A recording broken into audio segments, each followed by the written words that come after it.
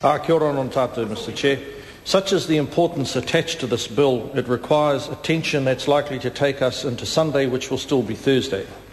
So this modest contribution will be to reward the hard-working members on this side of the House and to alert the members on the other side of the House that when they play loose and fast with the rules of the House, they can be expected to suffer. Sir, I want to direct our attention to the establishment of the Commission as a Crown entity for the purposes of Section 7. Sir, under the Crown Entities Act 2004, sir, a number of commissioners are going to be created under this Act. Now, my colleague has already drawn the House's attention to the fact that one of the favoured sons of the failed ideologues of the 80s and 90s has already been appointed to lead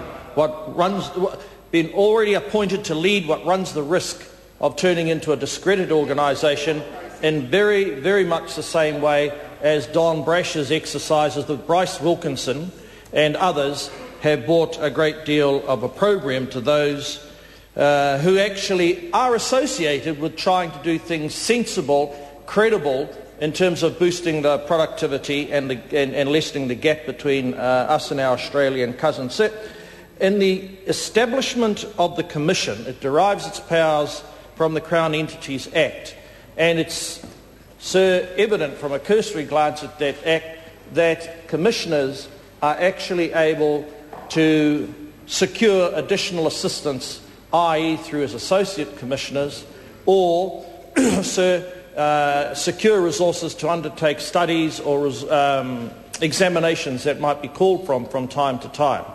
And I think, sir, when we think about the purpose of the Act, we need to think about the people who will be there to actually give life, meaning and form to the purpose.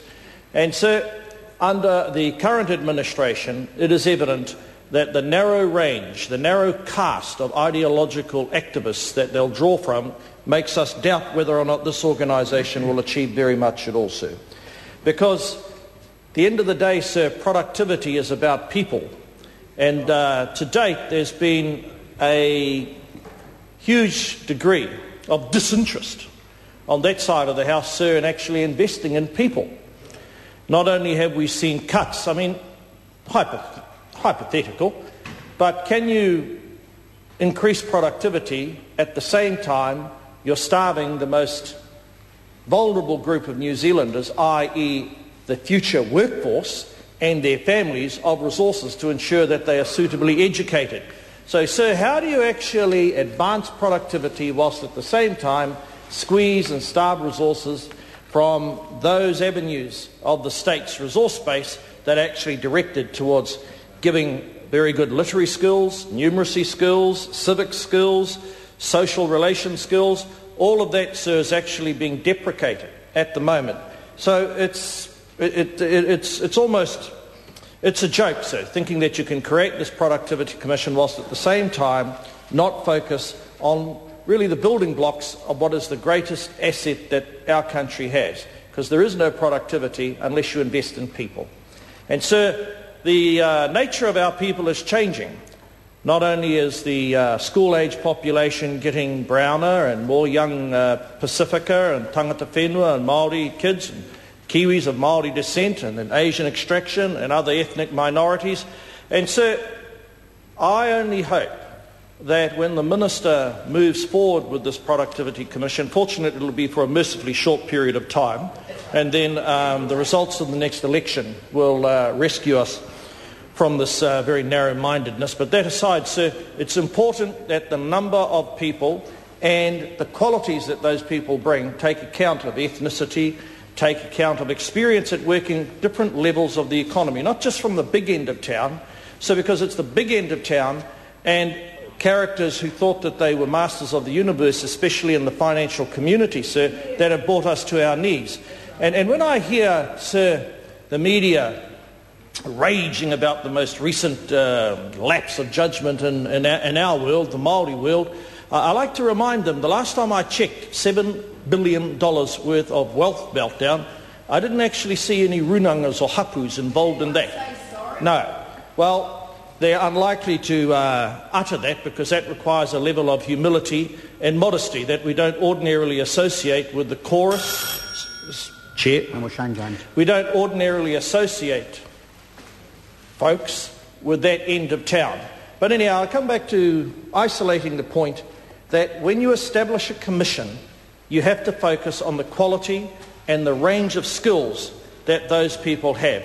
Those who know about the emergence of entrepreneurialism, how you feed the culture of entrepreneurialism, those who are skilled in capital formation, but most of all, sir, those who are skilled in what actually enables people to find a reservoir of enthusiasm, eagerness and tenacity to continue to learn.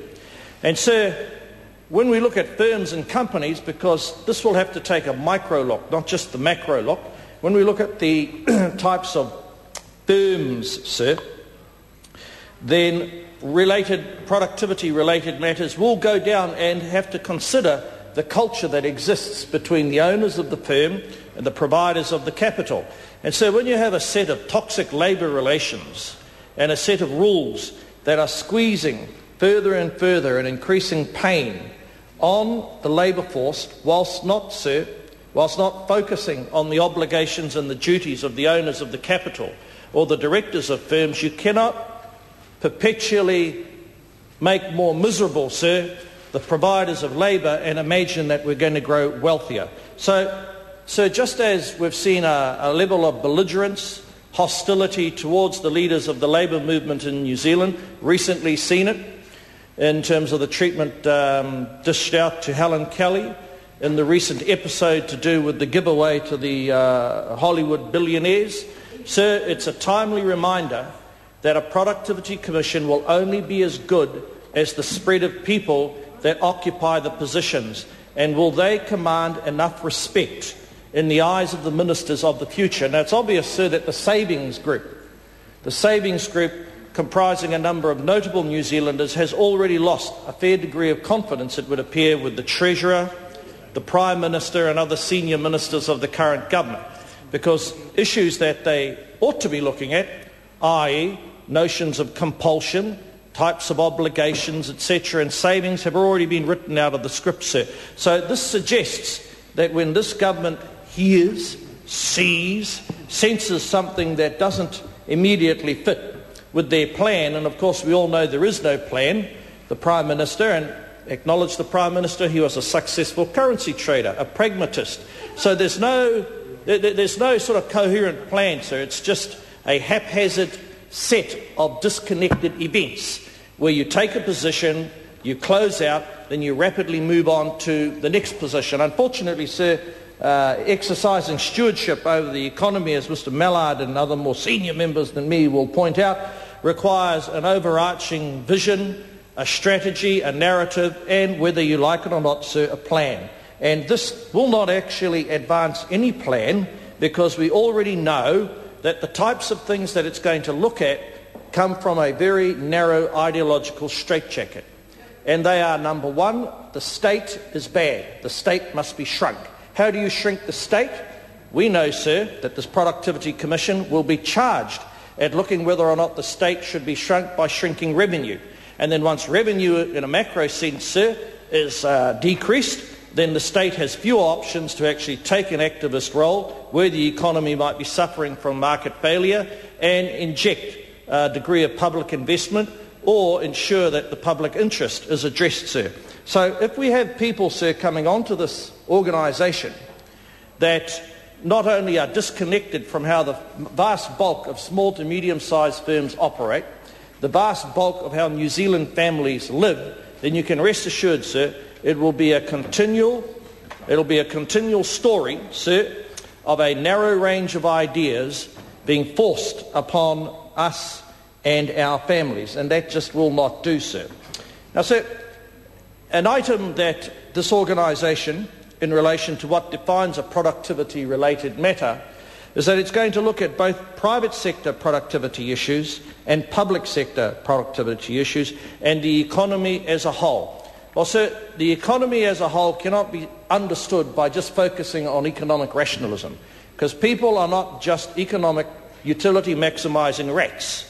At the same time, sir, they are social creatures. So it's important, sir, when you look at productivity, and this will depend on the quality of the people coming forward, that they take account